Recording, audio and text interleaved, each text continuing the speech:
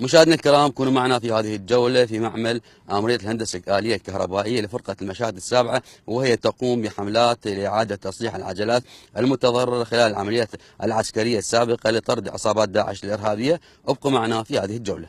مشاهدينا الكرام، معنا السيد رائد معاون آمر المعمل راح يحدثنا عن طبيعة إسلام العجل اللي تلاحظوها خلفه ومراحل الصيانة اللي تنجز لهذه العجلة. نعم سيادة الرئيس. بسم الله الرحمن الرحيم. المراحل الأولى لدخول العجلات لغرض التصليح، تدخل العجلة بهذه الصيغة، وحيث يقوم قسم السيطرة وتخطيط الإنتاج بجرد العجلة كجرد أولي في سجل وبطاقة جرد توضع على الزجاجة الأمامية للعجلة، ثم تدخل العجلة إلى قسم تصليح فصيل العجلات لغرض تفكيك الأجزاء العاطلة في العجلة، ثم بعدها تبدأ بعملية التصليح.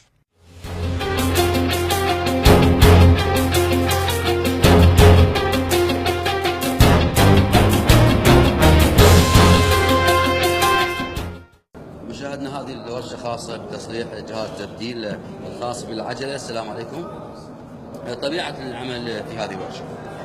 والله هذا بالنسبة لي جير اوتوماتيك من تجينا السيارة تدخل الحملة يتفصل الجير من البولي، طبعا يجيبون هنا نغسل الجير إدامة كاملة، يتنظف، يجي هنا نفسخه نشوف نفس ما نشوف هسه الوضعية يبقى فارغ ما في شيء. يستخدم هنا نبدي نشدها، نجيب له غرائد أصلية جديدة موجودة، بدل ما تروح تشتري جير عندنا هنا جهود، عندنا غرائد موجودة هنا نقدر نكمله إن شاء الله، يجهز ونشد على العجلة ويطلع بهذا الحال. إذا مشاهدينا الكرام، بهذه الجهود يتم تفكيك محرك التبديل الخاص بالعجلة وإعادة تأهيله ليكون جاهزا لاستخدامه في العجلات. أصرف لنا إن هذا قرارات عندنا موجودة متوفرة، كل شيء متوفر عندنا هنا، أحسن ما تروح تشتري جديد وتشتري من السوق، اللي يجيك هم ما يجيك هذا كله أصلي، وتجيب له قرارات كلها أصلية، اللي يجيك لو صيني لو إماراتي لو شوف مقصوص لو شوف مناشئ، بس هذا يجيك لا قرارات أصلية وحاجة أصلية مربوطة.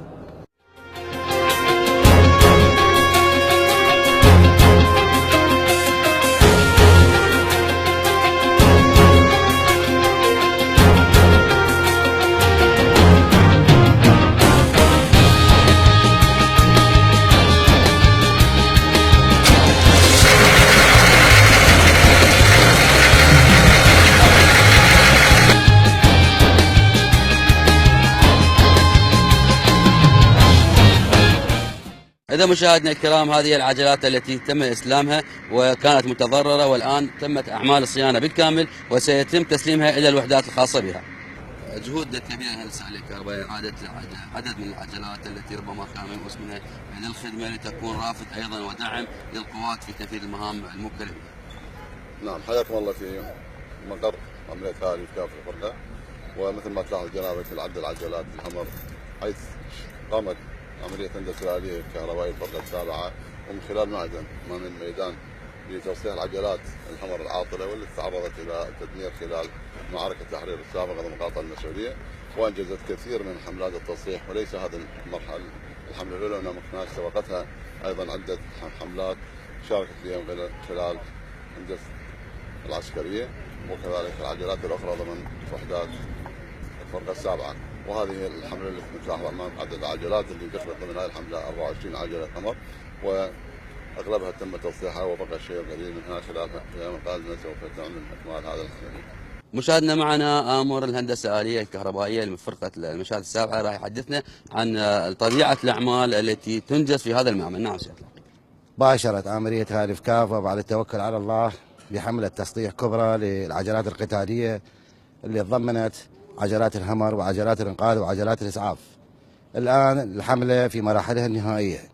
كانت العجلات في حالة متعرضة إلى نيران العدو، ونتيجة العمليات والفعاليات القتالية اللي صارت في قاطع عمليات الجزيرة، الحملة الحمد لله والشكر وبعد الجهود المباركة لمنتسبي معمل ميدان الفرقة السابعة، أصبحت الآن في حالة جيدة جدا، وأصبحت يعني نقدر نقول عليها أصبحت في حالة جديدة.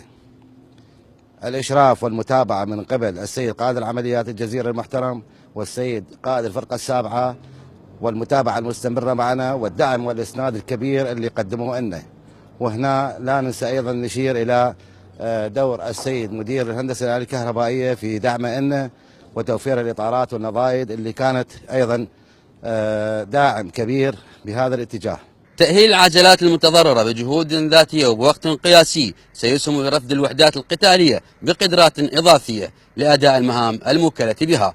من معمل آمرية الهندسة الآلية الكهربائية لفرقة المشاة السابعة، لإعلام وزارة الدفاع، فائق العطواني.